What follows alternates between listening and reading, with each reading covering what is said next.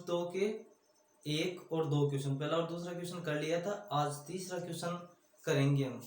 तो तीसरा क्वेश्चन है वो है, निम्न को पी तथा क्यू के रूप में लिखना है, जहाँ पी और क्यू पूर्णांक है। पूर्णांक का मतलब पूर्णांक होना चाहिए, बट्टा में माइनस वाले पॉइंट वाले नहीं होने चाहिए, माइनस या प्लस के पूर्णांक पूरे अंक हो, और क्यू जीरो के बराबर नहीं हो, यानी नीचे वाली जो संख्या होगी वो जीरो नहीं हो। अब देखो पहला लिखा हुआ है 0.6 के ऊपर बार लगा हुआ एक रेखा ऊपर, इसका मतलब होता है कि 6 बार बार आ रहा है, रिपीट हो रहा है। इसका मतलब क्या हुआ कि यह है 0.666 ऐसे करके। तो हम इसको मान लेते हैं, माना x बराबर 0.6666। अब देखो कॉन्सेप्ट क्या होगा, हम इसको करेंगे 10 से गुणा। 10 से गुणा करने से क्या होगा कि ये जो पॉइंट है ना आगे खिसक जाएगा एक अंक। जब गुणा करते हो तो आगे आ जाता है दाहिनी ओर, और जब भाग दे देते हो तो बाईं ओर एक एक अंक खिसक जाता है। 10 से गुणा करोगे तो देखो ये आगे वाले जो 6 है ना, ये इससे पूरे के पूरे कट जाएंगे। अब देखो 10 से गुणा करने पर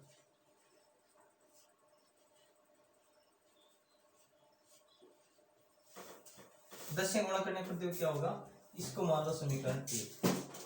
समीकरण एक को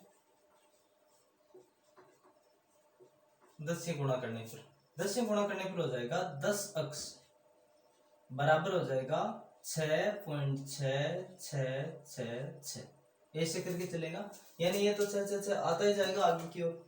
अब क्या करेंगे, समीकरण दो में से एक को घटा देंगे, ये समीकरण दो, समीकरण दो माइनस समीकरण एक, दो में से एक घटाने पर, दो में से एक घटाने पर क्या होगा, इधर 10 में से एक घटाओगे कितना बचेगा 9, और उधर क्या बचेगा देखो 6.6666 माइनस 0.6666। हमने क्यों किया 10 से गुणा, क्योंकि ये आगे वाला ही है ना पूरा का पूरा जीरो हो जाए, यानी पॉइंट में नहीं आया आगे। हम इसको पूर्णांक बनाना चाह रहे हैं, पूर्णांक ही तो होने चाहिए, क्योंकि p पूर्णांक हो q भी पूर्णांक हो। तो देखो यहां बचेगा 9x और उस साइड में बच जाएगा 6, देन x बराबर 6/9। देखो दोनों में 3 का भाग जा रहा है, 2 3 बार, या x बराबर 2/3, और ये हो जाएगा इसका आंसर। अगला क्वेश्चन देखो 0.47, इस बार 4 7 के नहीं लगा हुआ, केवल 7 के एक रेखा लगी हुई है, बार का चिन्ह। इसका मतलब क्या हुआ कि माना x बराबर 0.4, 7 भी है, 7 में 7। अब देखो 4 7 4 7 4 7 ऐसे नहीं चलेगा, क्यों, क्योंकि 7 के ऊपर लगा हुआ केवल, तो 7 ही आएगा बार बार, 7 7 7 7, ठीक है। अब हमको गुणा करना है इसको किससे, 100 से। 100 से गुणा क्यों कर रहे हैं, 10 से क्यों नहीं कर रहे, क्योंकि 100 से गुणा करेंगे तो ये यहाँ तक आ जाएगा, और फिर कर देंगे हम 10 से गुणा, 10 से करोगे तो 4 तक आएगा, फिर हम 100 वाले में से ये घटा देंगे, ये समीकरण एक। समीकरण एक को 100 से गुणा करने पर, 100 से गुणा करने पर, अब जब आप 100 से गुणा कर रहे हो तो ये तो हो जाएगा 100x, और ये कितना होगा देखो 46.7777, आगे आ गया ना 2 पॉइंट इधर दाहिनी ओर, 1 2 4 और 7 के बाद पॉइंट, ये हो जाएगा समीकरण नंबर 2। अब देखो समीकरण एक को हमें 10 से गुणा भी करना है, क्यों, क्योंकि अभी ये 7 7 7 वाला है ना, इसको हमें काटना आगे से, हमें पूर्णांक बनाना ना पी को, तो यहां से शुरू करेंगे हम, तो यहां तो बचेगा 4 और यहाँ 47। समीकरण एक को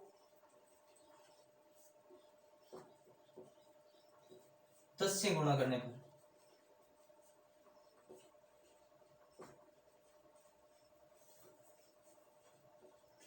10 से गुणा करोगे तो क्या हो जाएगा 10x बराबर 4.7777। इसको मान लेते हैं समीकरण 3। अब देखो समीकरण 2 में से समीकरण 3 घटा देंगे, बड़े वाले में से छोटी घटती है। समीकरण 2 माइनस समीकरण 3, यहां हो जाएगा 100x माइनस 10x बराबर में 47.7777 माइनस 4.7777। यहाँ हो जाएगा 90x और दूसरी वाली साइड में हो जाएगा 47 में से 4 घटाओगे तो बचेगा 43 और ये पॉइंट वाला ना पूरा का पूरा हो जाएगा 0।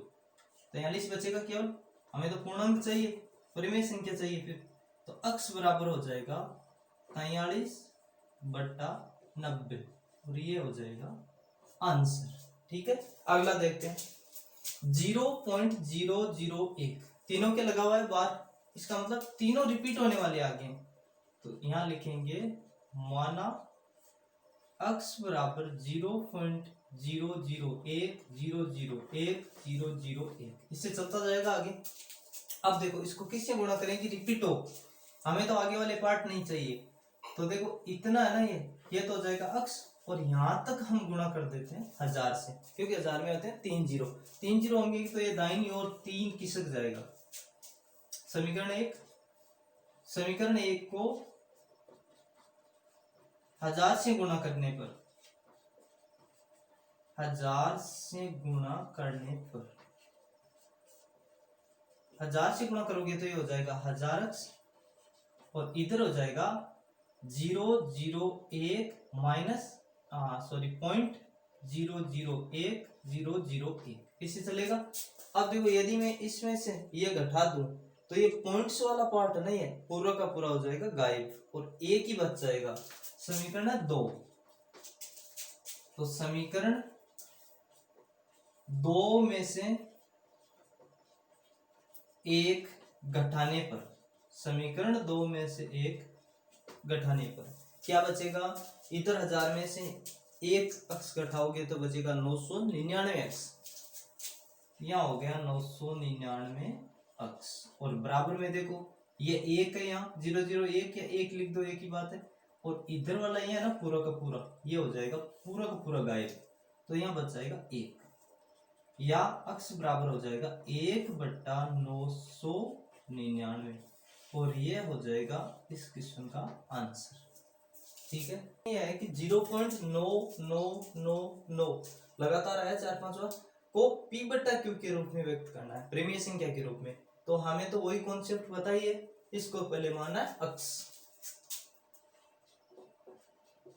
माना अक्स बराबर 0.9999। क्लियर है, ओके। उसके बाद किसे गुणा करेंगे 10 से, तो 10x बराबर 9.9999। क्लियर है। उसके बाद ये समीकरण 1 समीकरण 2, तो समीकरण 2 में से समीकरण 1 घटाएंगे, समीकरण 2 में से समीकरण 1 घटाने पर वही कॉन्सेप्ट काम में लेते हैं, क्योंकि पॉइंट वाली जो संख्या है ना उनको हम गायब करना चाह रहे हैं, क्यों, क्योंकि परिमेय संख्या ही बन जाए। 10x माइनस x बराबर 9.9999 माइनस 0.9999। तो यहाँ देखो 10 में से 1 घटाओ कितना बचेगा 9, यहाँ ये तो गायब हो गया और यहाँ कितना बच गया 9। 9 में 9 का भाग कितनी बार जाता है, 1 बार। आंसर कितना आ गया 1। तो इस प्रकार की जो संख्या है 1/17 के दशमलव प्रसार में पुनरावृत्ति अंकों की संख्या, मतलब 1 में 17 का भाग देते जाएंगे, उसके बाद पॉइंट्स है ना वो कितने के बाद पुनरावृत्ति यानी चेंज होते जाएंगे। चलिए देखते हैं सॉल्यूशन।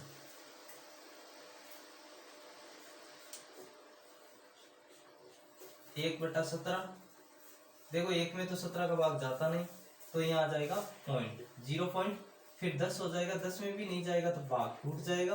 फिर यहाँ हो गए 100, 100 हो गए।